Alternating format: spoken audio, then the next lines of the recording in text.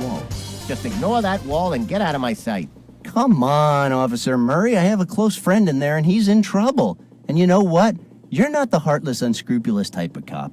Why don't you just keep this little wad of money and just step aside? You're only capable of showing me respect when you're trying to bribe me. You're pathetic, Randal Hicks. I knew you knew my whole name. I saw a little spark in the eyes the first time I said it. The first time you said your name was Lee Harvey Oswald. Okay, but you made the same face. I can't waste any more time with you, boy. Are you breaking up with me? We've got a serious situation inside, boy. It's no laughing matter. So do the law a favor and go home. Okay. I'm about to get half serious here and ask you what's going on. I can't give you details, but as far as I know, the incident occurred at Matthew Griffin's apartment. That's him. That's my friend Matt. What the hell happened? I don't quite know, but I can only allow people that are really close to him in, like a relative. Well, I'm his best friend. I mean, his girlfriend just called me and told me to come. I don't know, boy. You hurt my feelings before, you know. And taking into account all the relevant facts, I really can't trust you. So, no, you can't go in. I don't believe you. Get the hell out of here. Murray, like that great wise Austrian man said, I'll be back. Ha ha ha ha. Thinking about that Austrian muscle man turned you on a bit, didn't it, Murray? Come on, look at you. Get the hell out of here. Beat it, scram. That's an order. I don't ever want to see your face again. Okay, fine. If only there was a phone in my inventory I could call Sally. But no, it's just a narrative resource, so it only rings when the wheel of fate decides so. This sucks. You can only receive phone calls in this stupid game. Well, get used to it, Randall. Although it doesn't really matter. I don't even have any credit anyway. I haven't topped up in years. I guess I just like to blame all my problems on video games. I need to find a way to sneak in. And, why am I talking to that fourth wall punk again? Get out! Go away! You're ruining my life! Although, since they've been here, I've come into an absurd amount of money. And what the hell? My life now has all this adventure in it, but that's probably because I lost my job. Money helps dealing with the pain, though. Hey, wait! Okay, I'll give you another chance, but just don't blow it this time. It's no use. I need to find a way to convince Officer Murray that I'm friends with Matt first. Am I crazy, or is this Matthew Griffin's wallet? Let me see. Where did you find this? With all due respect, Murray, I think I should talk about this with someone a little higher up the chain of command. I'm so glad you think that way, boy. Come in. Sergeant Kramer likes the smart-ass type. You're his problem now. So that's it? I can go in? Yeah, I guess he'll be questioning you. But don't touch or take anything. Do you know who you're talking to? I sure do. That's why I said it. Now get out of my sight. A working elevator. I'm not used to that. Looks like it's closed. Nothing better to fight fire with, except fire itself, of course. I've never knocked on this door before, and I'm not gonna start now. Hey, did somebody call for Ghostbusters? Oh, God. Randall, you're here. What the hell happened here? Where's Matt? He's with the cops in the kitchen. And what are the cops doing here? What do you think? He really messed up this time. What a jerk. I'm not talking to him ever again. You mean this is even worse than that legendary machete fight he set up between the chimps and the orangutans in 2003? Definitely. Really? Don't forget one of the chimps bit the Coast Guards and gave them all rubella. I mean, at least it looked like rubella. Randall, this time, Matt has made me seriously reconsider our relationship. You mean this is even bigger than when he made the biggest puke omelet in the world? Well, he swore that one would feature in his epitaph, but this time there are no words. You mean he actually went through with his plan? He really froze a living being in his Frigomatic 9000? Not yet. But I keep having these nightmares where I open the fridge and he's right there, cryogenically frozen with a note that says, I want to see a future ruled by machines. Yeah, that sounds like something he would do, and I'm sick of this. I don't want to have to deal with stuff like this for the rest of my life. Well, not quite. Just until he freezes himself. He's really obsessed with that future ruled by machines thing, and any kind would do. The one where machines use people as batteries, the one where machines use people to create Soylent Green, the one where machines use people as test subjects, you know, with portals, cubes, and buttons. I can't take it anymore. I'm a good person. I don't deserve this. Why don't you go to the kitchen and check out his masterpiece? I have a lot of thinking to do. Are you okay? Do you want an extendable duck hanger? It might cheer you up. Just go to the kitchen. I think Matt needs a friend now, more than ever. Now is not the best time. That's Matt's. It belongs here. I have just one thing to say about this. I'm not a superstitious guy, but I'm not breaking the mirror. I get more handsome every day. Fact. I wish I had enough time, but I don't. Whoa, legendary. You know, one thing's for sure, Matt has good taste in decor. You know, one thing's for sure, Matt has good taste in decor. You know, one thing's for sure, Matt has good taste in decor. I'm not touching Matt's paintings. Not interested. That's Sally. She always looks great in pictures. And who the hell are you? My name is Inigo Montoya. You killed my father. Prepare to die. Are you threatening me, boy? Or are you a dumbass who thinks he's a smartass? Do you think you're funny? Let's see. No to the first part. I could be to the second part. And I believe I'm amusing. Yeah, sure. I guess you're here because Officer Murray thought you might be of help. Listen, just because you danced your way around the incompetent barbecue lover doesn't mean you can do the same with me. You're gonna answer my questions, or I'm gonna break your nose with my fist and tell everyone you tried to attack me. That's right, I'm one of those cops. Come on, Sergeant Kramer. Give the boy a break. Mind your own business, Ned. We're just taking photos and looking for fingerprints. I'll handle this punk. And then he wonders why we never call him when we go out for a drink. And wax each other's private parts all the while giggling and sharing your deepest secrets. Oh, so you're the one trying to be funny now. But I believe that thing in the oven is my friend's body, and to be honest, the only thing I can think of right now is that you know way too much about stuff that goes on in slumber parties. Look, maggot, you better tell me who you are and what you're doing here, or else you'll be spending the night in the cells, where you'll come to be known as Susan. It's your choice. Look, I'm Randal Hicks, and this is my best friend's apartment. I'm here because his girlfriend called me. My favorite color is orange. I like spring rolls on rainy days. I hate peas in movies that copy other movies. And if I find a tortoise lying upside down in the desert, I guess I'd eat it because I'd be hungry after wandering through the dunes. Happy now? You can check it on your Voight-Kampf, my friend. It's all true. You say you're Matt Griffin's best friend, Mr. Hicks? Is that your final answer? I'm only asking because Mr. Griffin mentioned you in his suicide note. Then it's official?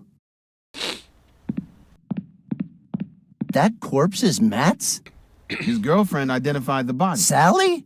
But she's the one that just called me. I talked to her and she never mentioned he was dead. The girl is pretty shaken up. Somehow she's refusing to accept that her boyfriend's dead. That's called the denial stage. I know it is, Ned. But it's the first time I've seen a girl yelling at her boyfriend's corpse and then telling him he'd better clean up the mess. If you're done with your little chit-chat, I'll carry on questioning the suspect. Whoa, suspect? But you said there was a suicide note. Yeah, there is. But honestly, you don't come off very well in the note, Mr. Hicks. So, what does it say exactly? You'd really love to know what your buddy wrote in his note about you, wouldn't you? So you'll know if you're implicated or not, huh? Look, friend, I didn't do anything wrong. I've been at work all day. And what exactly do you do for a living, friend? I'm a delivery guy at Emerson Express, although... A little hesitant there, Sonny. Will Emerson confirm your alibi? The truth is he fired me this morning. He kicked me out, you know, but that was over an unrelated oily issue. I mean, nothing to do with this at all. Oh, what a shame. Now you won't be able to keep saving for those beautiful leather boots with fringes and golden rivets you love so much. Hey, How did you know about that? Come on, sweet cheeks, tell me more. What did you do after you got fired? I went looking for a new job. Oh yeah? Where? Well, I tried to join the Marines, but they rejected me because I have a lazy eye. Boy, you wouldn't last more than 20 minutes in the Marines.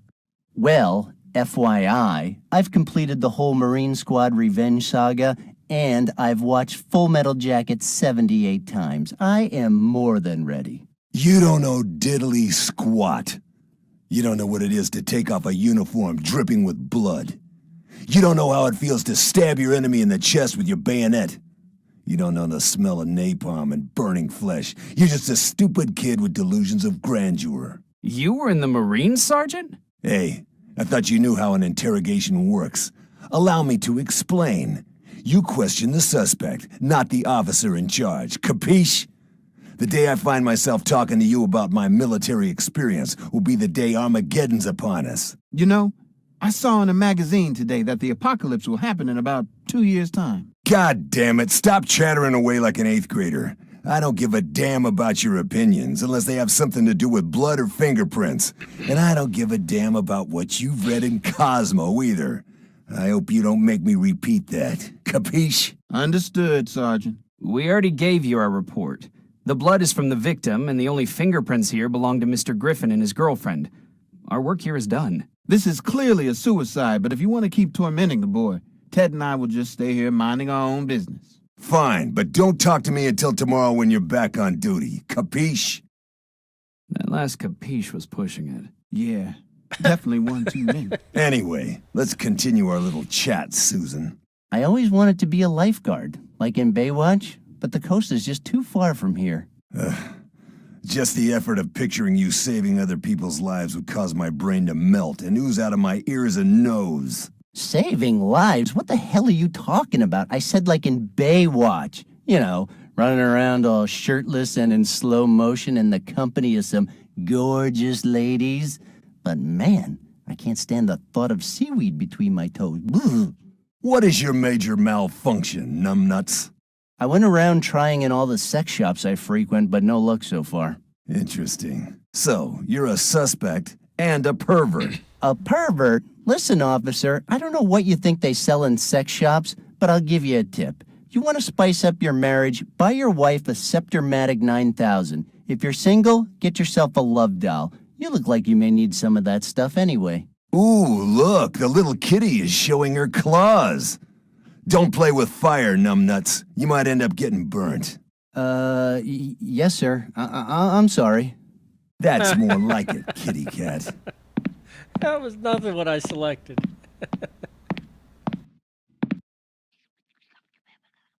Who do you think I am, your boyfriend? What? Don't you ever whisper in my ear like that again.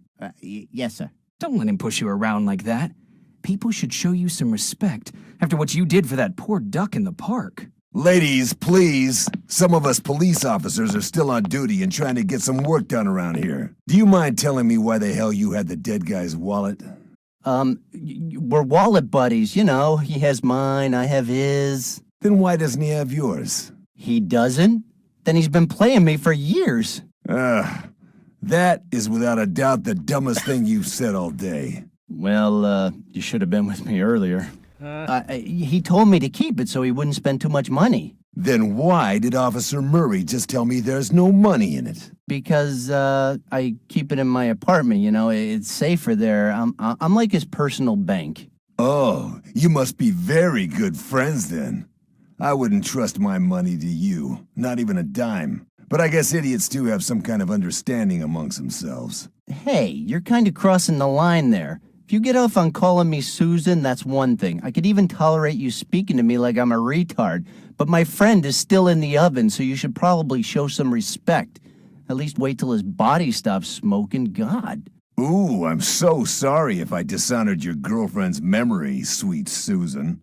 Coincidentally, I found this on the street on my way here. Oh, I'm sorry. By that calm look on your face, I guess you're expecting me to buy that. Good God, boy, you think you're dealing with Murray here? You obviously don't get it. The fact that you normally talk to idiots doesn't mean that I'm one of them. So now, if you don't mind, please tell me. Oh, God, I told you. I found it on the street on my way here. And as long as you can't prove me wrong, I'm afraid you'll have to believe it. Congratulations, kid. You've actually succeeded in making me sick of the sight of you. For now. So, do you mind if I take a look at that suicide note now? I don't mind smelling your fear, if that's what you're asking.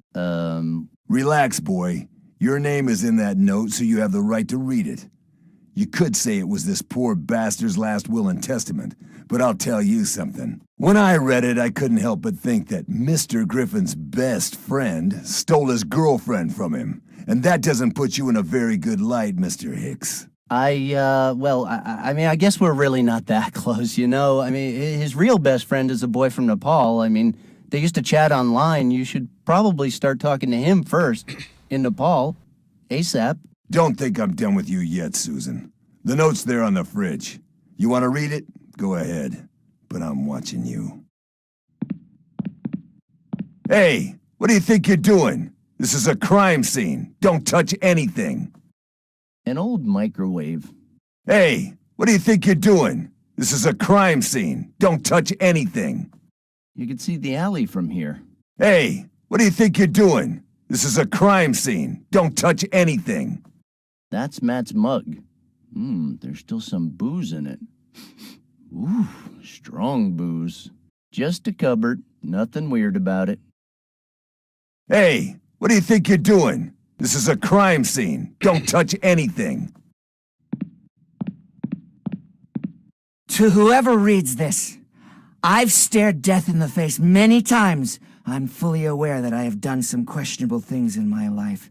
I know that, but still, I will never be able to fully understand why I'm doing this. I've seen things you people wouldn't believe. People blinded by laser beams at a Spinal Tap concert, attack ships on fire off the coast of Orion, and I know I'm probably going to hell for this, but I can't do anything but accept my fate. I'm taking my life with a Stovomatic 9000 my dear mother gave me because, honestly, I don't think freezing myself cryogenically to face a future run by machines is possible yet. My reasons can't be put into mere words. I feel so empty. The very air that I breathe has been taken away from me, the most beautiful thing I've ever had. And I believe that the person responsible for this treacherous act is my best friend. And under these circumstances, I just cannot go on living in this world anymore. You see us as you want to see us. A brain, an athlete, a basket case, a princess, and a criminal. Does that answer your question? Sincerely yours, The Breakfast Club. Hey, what do you think you're doing? This is a crime scene. Don't touch anything. Ooh, I want those magnets. Hey, what do you think you're doing? This is a crime scene. Don't touch anything. A matchbox.